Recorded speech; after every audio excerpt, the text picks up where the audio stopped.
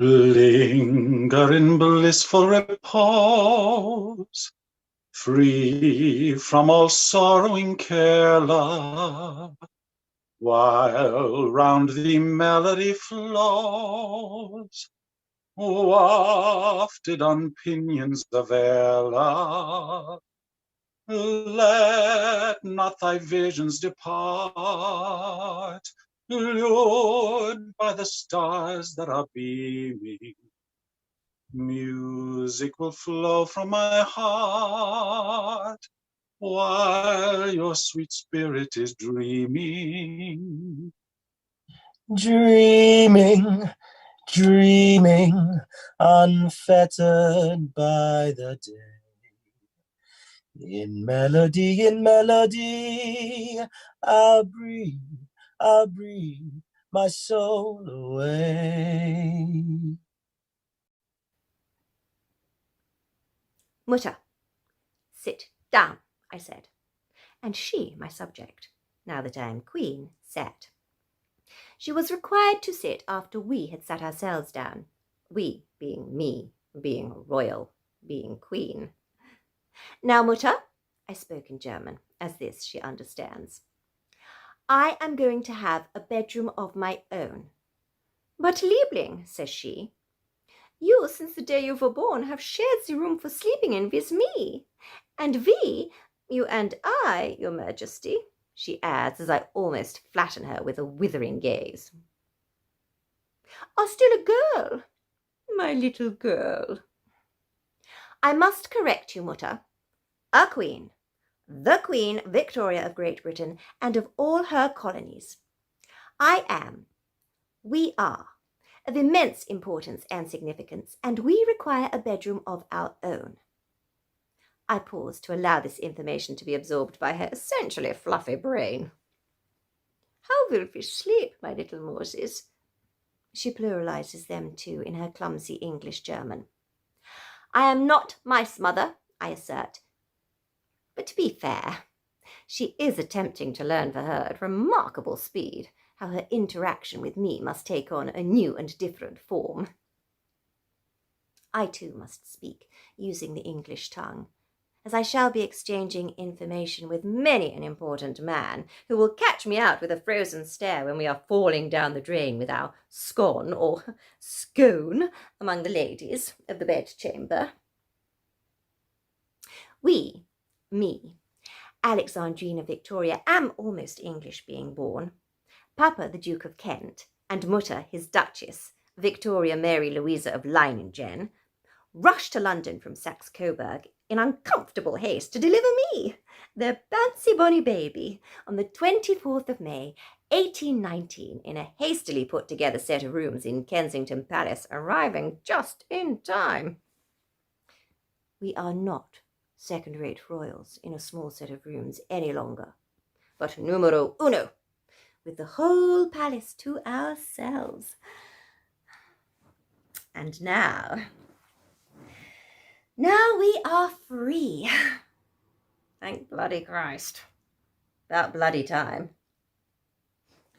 Rest assured, this shall not be my future form of address, but I need it now that I am 18 and a half and ready to have my own bedroom and my very own wardrobe, and wear dresses of my own choosing, made of slithering, shiny, rustling silks, iridescent velvets, and with tapestried skirts, with highly stylized patterns of all kinds of British flora and fauna. And the cost, I can't tell you how much, but I intend to be as extravagant as any king of England and spend, and smile from ear to ear, never counting my beheaded coins. We shall sleep on the newly invented bed springs and do away with those rope and woolen strapped creations we have endured all of our lives. On a well-sprung mattress, well aired and daily turned by the innumerable women in attendance on me, without a bug or a flea, an idle fly or wasp ever having a landing stage upon it.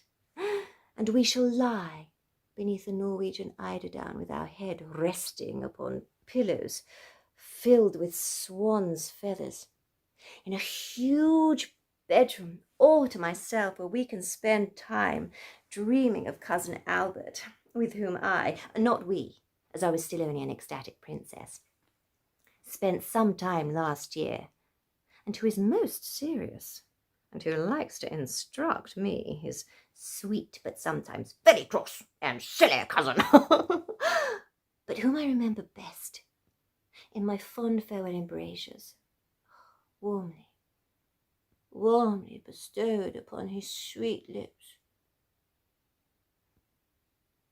I cried bitterly, extremely bitterly, when he left, and must now snuggle down and allow my heart to beat fast, and to think of him, of his huge blue eyes, his beautiful nose, his sweet and generous mouth, and his fine white teeth.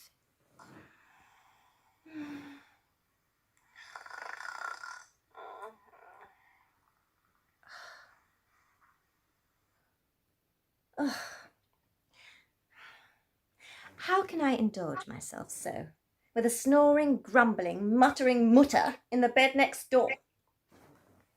We have been planning this removal from out of your bedchamber for years, mother, we're sorry to say, said we. And now we feel it's time to say adieu to you, your bedroom, and your guard over us. But mutter, white with the anticipation of the expense of it all, cries out, "My Shatsy, my liebling Pearl, we must count our pennies, precious." "No, mother," we say in our cold, imposing imperial way, which shall be de rigueur for future mother-daughter. No. Daughter-mother exchanges. And we are in a position to make this choice and to stick with it. We, being me, being Queen of England, will have her way. And I say, as shall be the future method in all things, apart from with Cousin Albert, with whom I shall be an obedient flower of feminine charm. Mutter, the question has been considered. We, the Queen, have considered the question. And since we have considered it, it is now considered, settled, and closed. And even Mutter, now that she's getting on a bit, may indulge herself with the bed springs. And since I shan't be in the bedroom with her, she can squeak on them on her own. We hope our bed springs will squeak when Albert is our prince consort. But we shall squeak beyond her hearing, for my bed spring squeaks shall be completely queenly.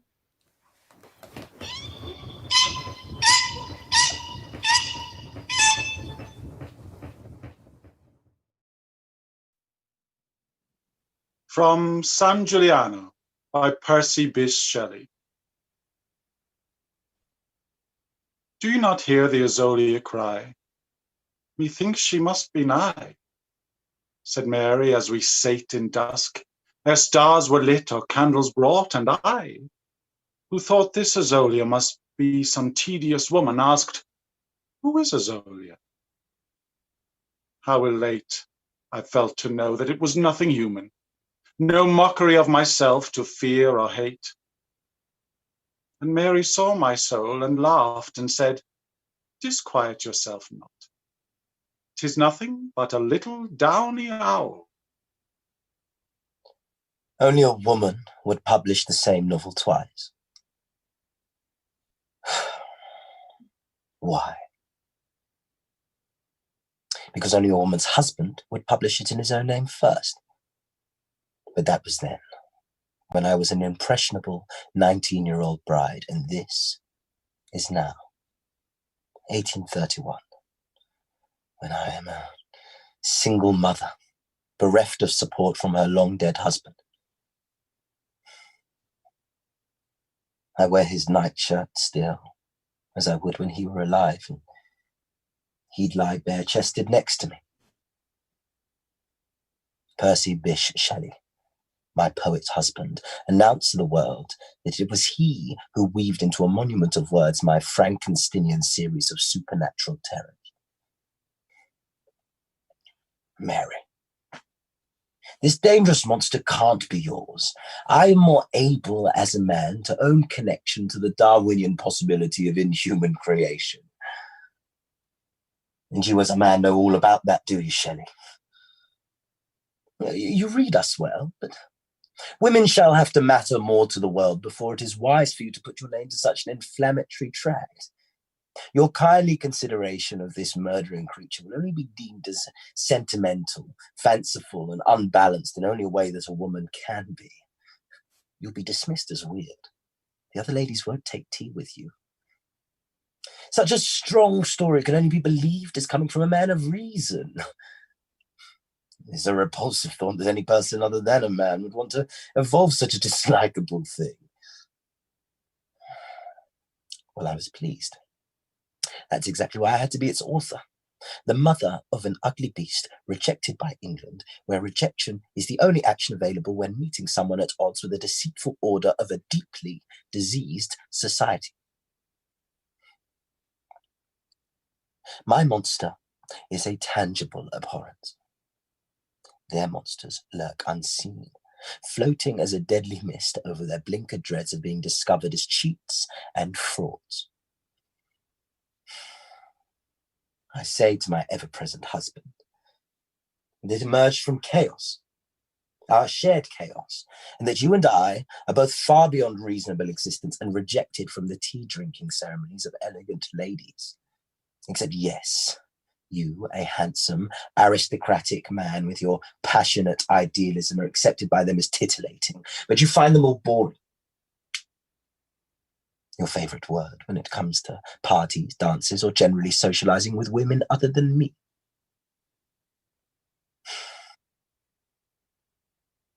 My novel proves my unique power. Your beating heart lay next to mine as I gave life to my novel. I conceived Frankenstein with my own lifeblood, all and only mine. Mary. I'll suggest that the creature emerged from casual conversation during the violent weather of the alpine scene in which our castle dwelt, and that you and I, our friends and us, emerged the monster through mirth and excessive Scotch whiskey drinking over a blazing fire, deep into the moonlit night, and that we three men and you all gave birth to it. He'll seem much less repulsive to those getting to know him if they know he has two parents and two godfathers. But he doesn't, Shelley. He has only me. I shook off my chains when I came away with you, and I require you to support me in all that I aim to achieve. You merely shook off your wife, Harriet, and your unborn child.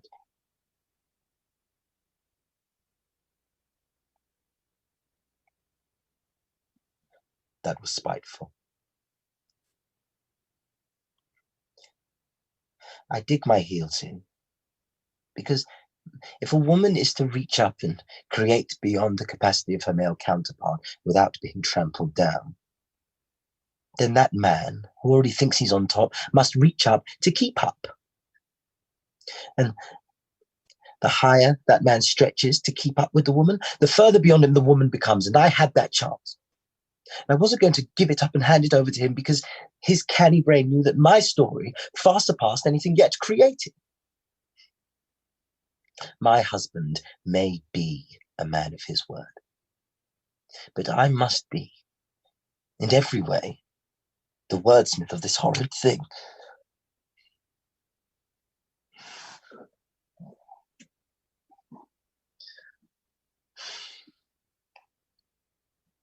He yet again pleads as I turn my back to him. I urged you on, he says. I made you do it. It was I that made the story whole. It's a shared story. It belongs to both of us. He does this every night, his ghostly form slipping in under the sheets next to me as I close my eyes to sleep. Me being half submerged in drowsy thoughts of longing for him, but my mouth is blocked. My dreaming self is scared. The monster is mine and I love it. I accept that this is the offspring of happy days when death and grief were just but words to us all. It is more determined to stay alive than many a human close to me has been.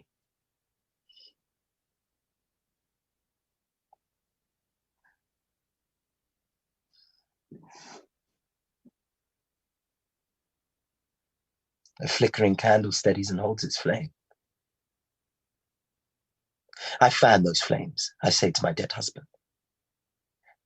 And you blow them out, causing my monster in me to disappear under your errant claims of authorship. I must be ungrateful to you for your belief in me as a writer. For you, an immortal poet who has belief in me, it does me no favours. It reduces my grasp. You and I were both of the merry band of writers digging in our fevered brains for a horror story. I was not in the kitchen, boiling the kettle and pouring the tea. My story is equal to any of you men. But as soon as I wave in your direction and say, hello, I disappear into the background. Or even worse, out of the picture. I must kick you down, however much it pains me to do so. Because then, and only then, will I rise. And here, in its second publication, Frankenstein, my novel, means that still I rise.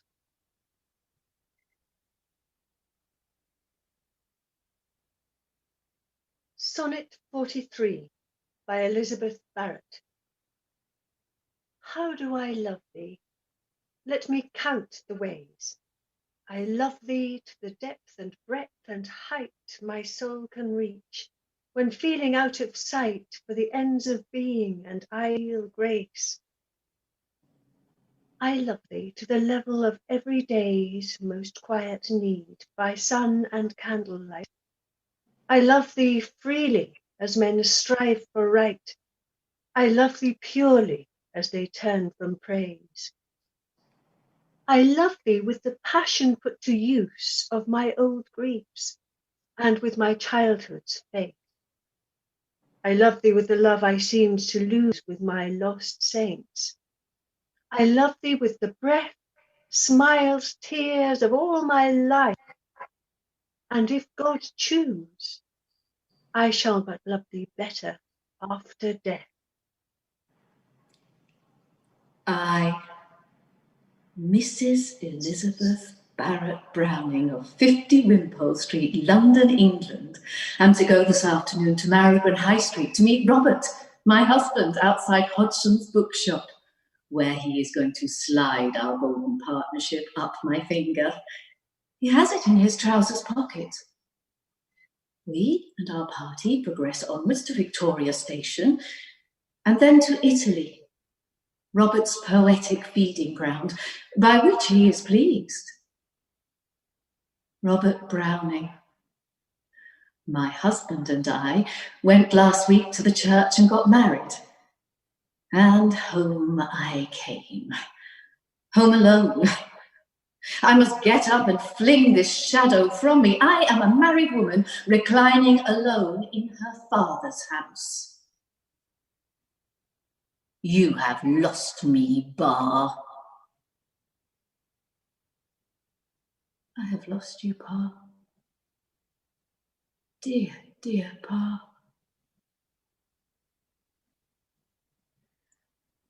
I lie, as I have for many a year, on my daybed.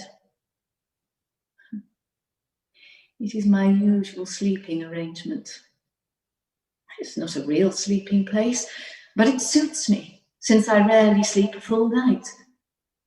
But it must suit me no longer. Reposition yourself, EBB, in your marriage bed with your husband, where your life will become completely new.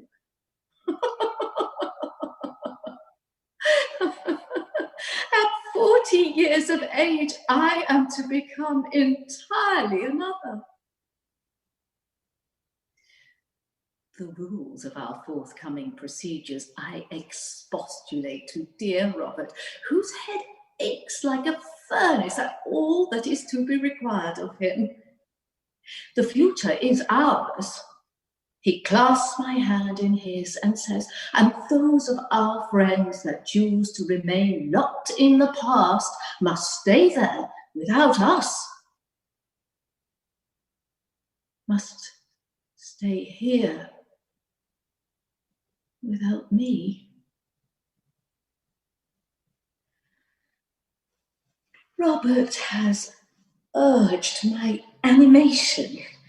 As for him, inertia equals death. But as I am a living person, a poet, and very far from dead, my inertia is at the burning heart of my existence, proving an irritant to the animate people that surround me. "You must move, Miss Barrett," my maidservant urges, and adds, assuming my interest, "I myself moved from Leeds to start a new life in London." She is walking out with my charming doggy Flush in Regent's Park, and is, in view of her intimate knowledge of my very secret plans, almost a friend. Leeds Loretta, as I jerkingly term her, is to accompany me to Florence, where she will care for Flush, Robert, and me in our new lives together. Flush scratched at the door, asking to be taken out, sensing he required it of himself to be tired for the journey ahead. As once we are ensconced in our train carriage, he can sleep with his body and legs on my knee and his head on Robert's, well covered, with Flush's blanket that Loretta will have left with us, thighs. Robert is to place his soft black drooping rimmed velour hat on the luggage rack and stroke Flush's gilded head with his right hand, I assume, as I shall be sitting closer to the window with Robert on my left. Flush probably won't be able to stretch across both our knees.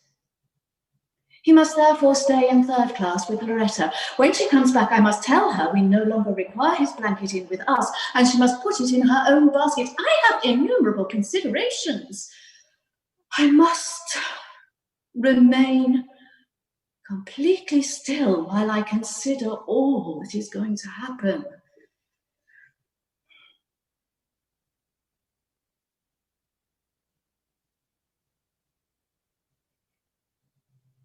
Robert and I will be in intimate appraisal of each other as the train thunders down to the coast. Flush, with Loretta, may trot up and visit us in first class occasionally, but we shall need to be alone. Oh, I do hope we shall have the carriage to ourselves. Loretta must put our picnic baskets on the other seats, and I shall put my hat on an empty one too.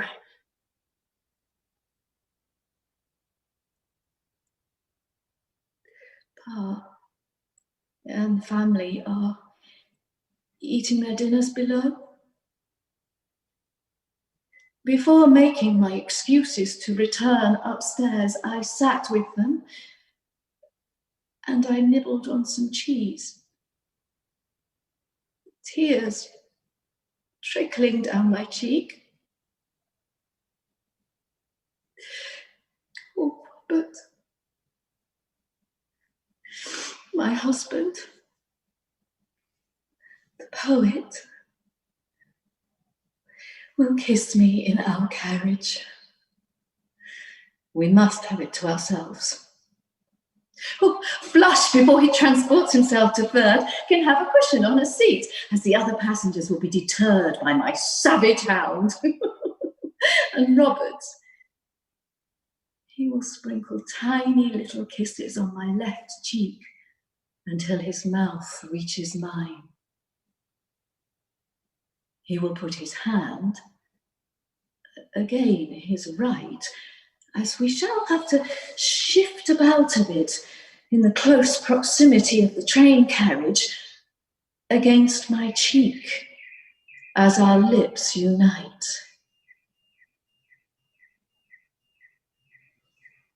I am to be thrilled by it, by our future together, by it all.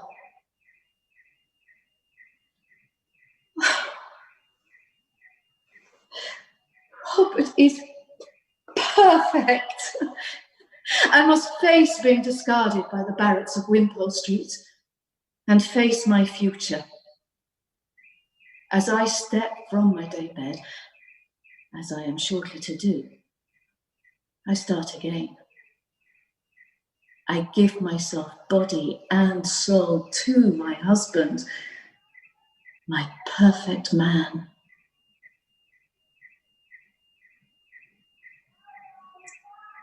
Robert has hairs on his fingers, 1 or 2 black hairs on each knuckle.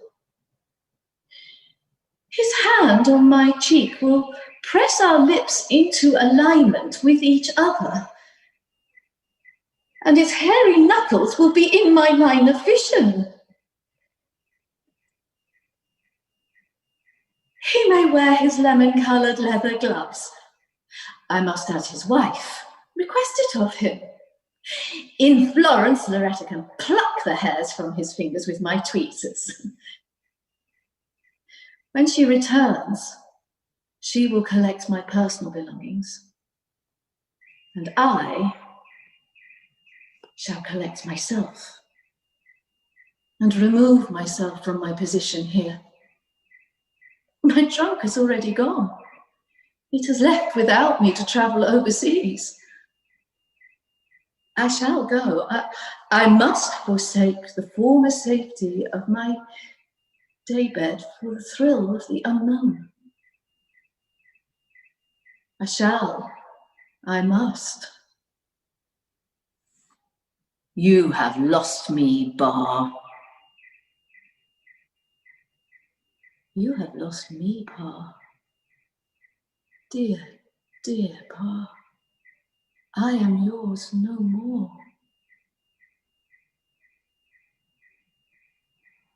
After the ball is over, after the break of dawn, after the dancers leaving, after the stars have gone, many a heart is aching. If you could read them all, many a hope that has vanished after the ball. The world is governed by numbers. They can inform us about good or poor government. I have mine here in front of me. I've organised them into coxcomb diagrams for easy comprehension. Not for me to understand, as I, Florence Nightingale, am an extremely able mathematician who has a remarkable facility with numbers.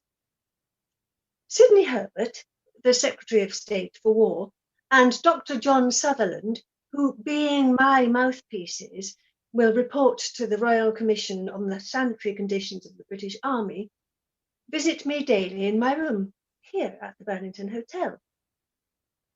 My mother, Fanny, and Parthenope, my sister, sweetly but entirely incorrectly, refer to our meetings as my little war office.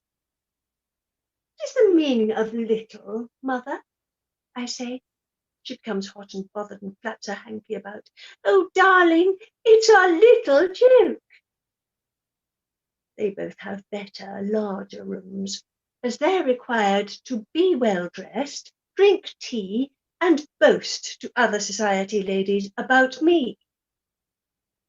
Little is diminutive, say I, which I know you know I am not. If you're so good with numbers, Florence, my sister sneers, why don't you remember how many cats you have? That's you she's talking of, Tiddles and Tickles. You'd better stay down there and keep my toes warm. I only had one owl, I remind her.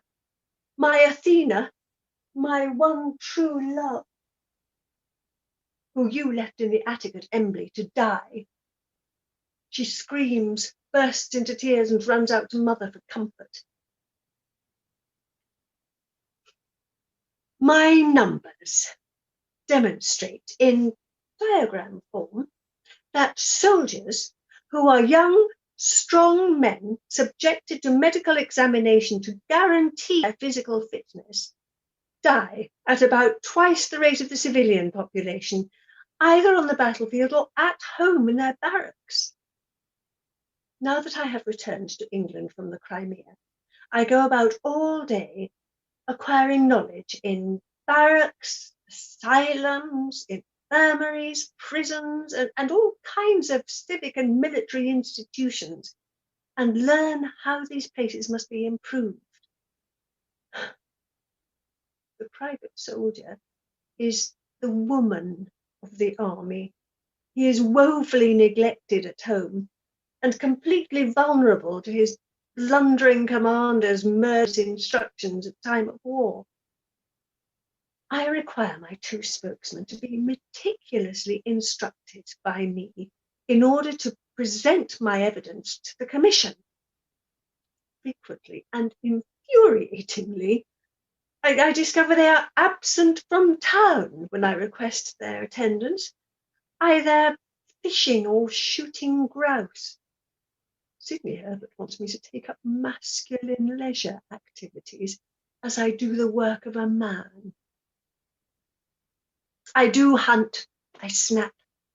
We respect each other, but I'm on a short fuse. I hunt out the truth as only a woman can. I do it well to protect those in my care. I am determined to change the world for the better. The Royal Commission must act fast and greatly improve the sanitary conditions of the British Army.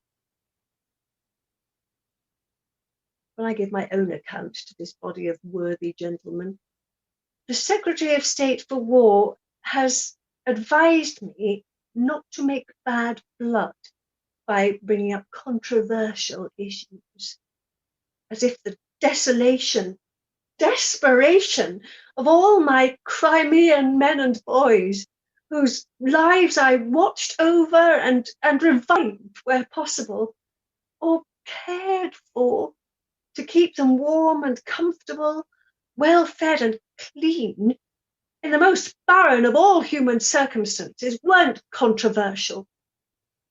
All the data on these lives, cut short and mutilated, is to be omitted and simply buried because it will cause bad blood between me and these men, who will twitch and fidget and allow their cheeks to pinken being spoken down to a furious woman. Let's look to the future, Miss Nightingale.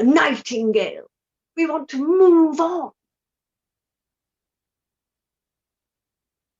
The numerical charts and statistical figures accumulated by me stand as bold evidence of the insidious ineptitude of this government.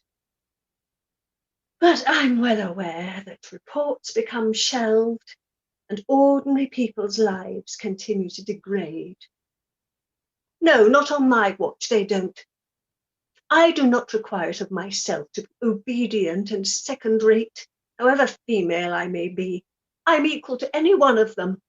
My stature may be little, but I'm a lioness, no less.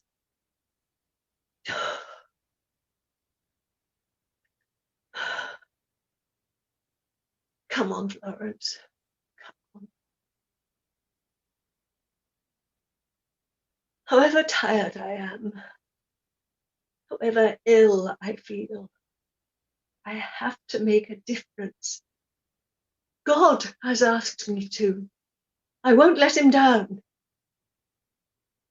Come on, Florence. Get to it. You know you can do it. Come on.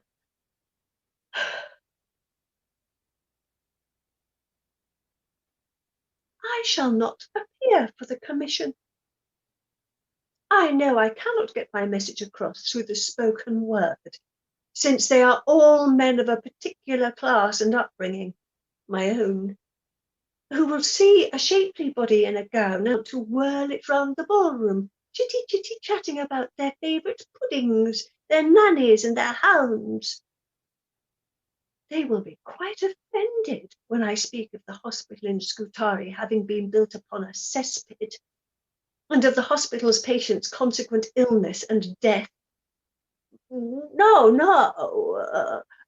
a beautifully attired lady and cesspit never inhabit the same meeting room, Miss Nightingale. It's too disgusting. I have written my own report. Notes on matters affecting the health, efficiency and hospital administration of the British Army. It contains everything I need to say and all the evidence of what is required. They must read it. I won't stand to be pecked by this gang of red meat eating and wine drinking fatties. Our claws are sharper, our teeth can bite. Not now, dears, not now. What is the current phraseology? Our brave British soldiers sadly died. I tell you what, they could have been quite cross when the spear went through them, or the cannon ripped them limb from limb, but sadly suggests that we ourselves are upset that so many lives are lost, and we don't like being moved for too long in such a way. You won't shelve me like a dusty report. I am determined to improve the health of the world while I have the chance. We wrapped our arms around our boys, Miss Nightingale.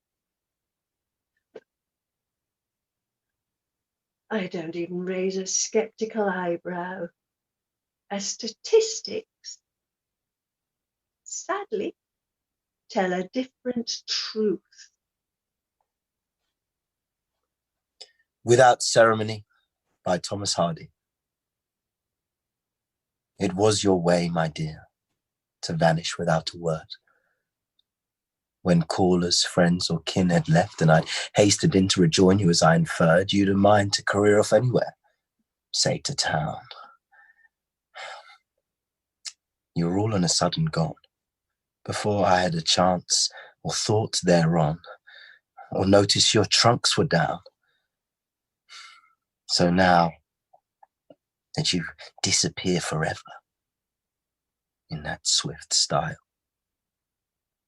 it seems to me, just as it used to be, goodbye is not worthwhile. Oh, I have my reflections on my missed opportunities, my dreadful wrong turns, and on my marriage to Mr. Thomas Hardy. And now, I have my bicycle, my grasshopper, underneath my attic bed here. We have 2 maids and a cook, all of whom are able to run up and down the stairs, which I'm glad of, since, however much of an architect Thomas is, the amenities here at Maxgate are, to put it politely, very paltry. I mean, it's more like dwelling in a barn than in the home of a celebrated author, novelist, and poet. And me, his equally celebrated but more frequently ignored wife. Mr. Hardy, my husband, forever complains that I exit without ceremony, leaving him with all the chatter of important others, very largely men, very large men, more often if they're important, to engage with on his own. Oh, believe me, he loves chatter, particularly with pretty women with whom he flirts like a good 'un. Peasant. A season for love and unreason, he likes to say to excuse himself. Oh, well, blow me down with a duck or a goose, Em. I don't know what came over me. Well, I do, I tell him. You're a country commoner who can't keep his tackle in his trousers. See, Thomas comes from peasant stock, whereas I, Emma Gifford, am a gentlewoman with far more elevated heritage. My uncle is an archdeacon. And I have paid the price, believe me, of marrying beneath me.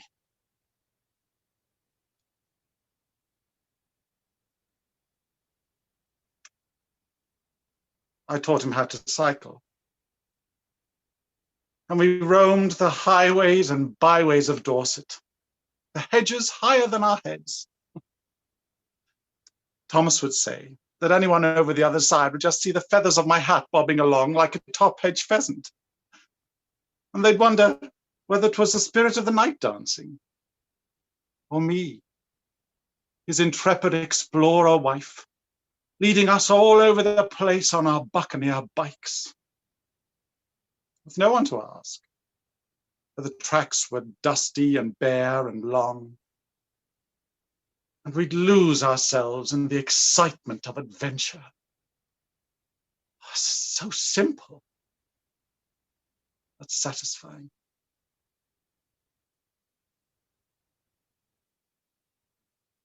We'd ride at moonlight, away from the harvest festivals, and we rode, oh, great distances.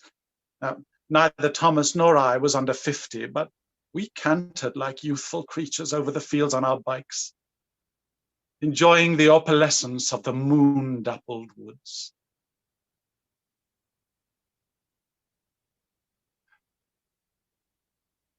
Oh, I'd be tired when we reached home, hardly able to drag myself aloft.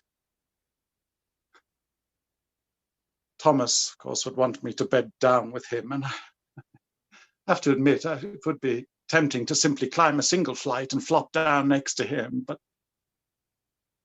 no. Up here I always come now. Up here I shall stay, until I make my final disappearance, swiftly, without ceremony.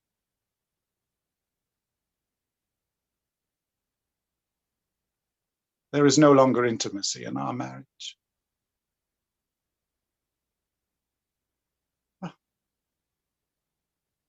What's the use in coupling if a foal fails to be sired?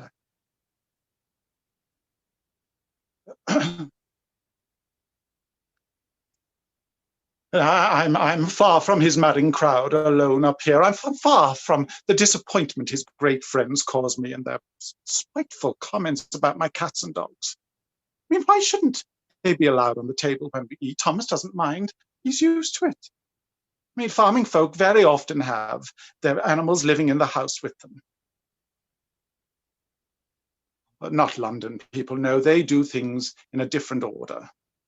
So however much I am taken to palaces and great country estates where the houses have gas lighting and running water and indoor bathrooms, here I'm considered a crosspatch with a severe cast of countenance, according to an American woman whose name I can't remember. You know, Thomas, by uncommenting, promotes the idea.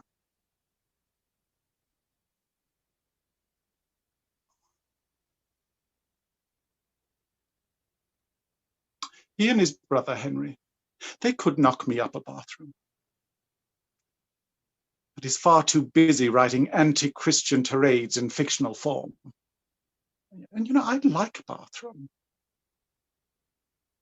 That chamber part is awkward to stoop over now that my legs are stiff. And before I die,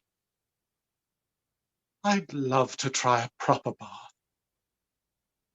with taps for running water and great rug-like towels and lily-of-the-valley soap, and not have those two silly maids tripping in and out with steaming jugs when I call.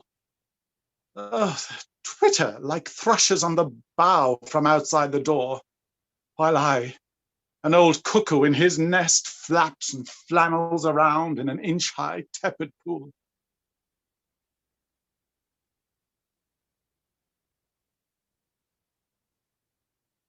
I hear the constant chatter of garden parties, women's shrieking laughter, and Thomas calling for me to come down. Come down, Emma, come down. Well, no, I shan't come down.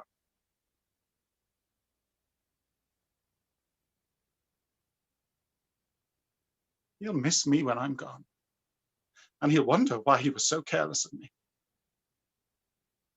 He'll miss the high days and the holidays and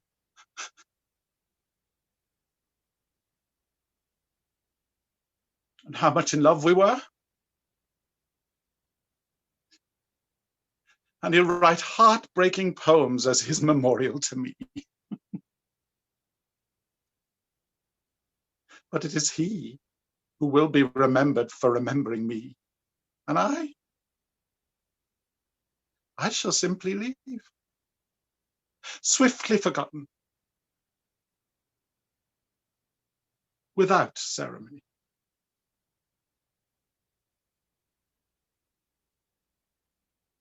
Soon.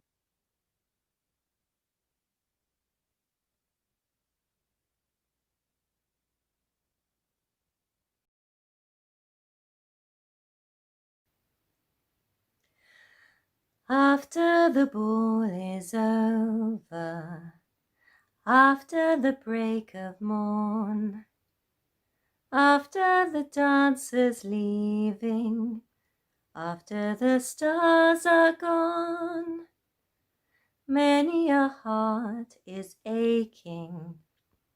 If you could read them all, many the hopes will be vanished. After the ball.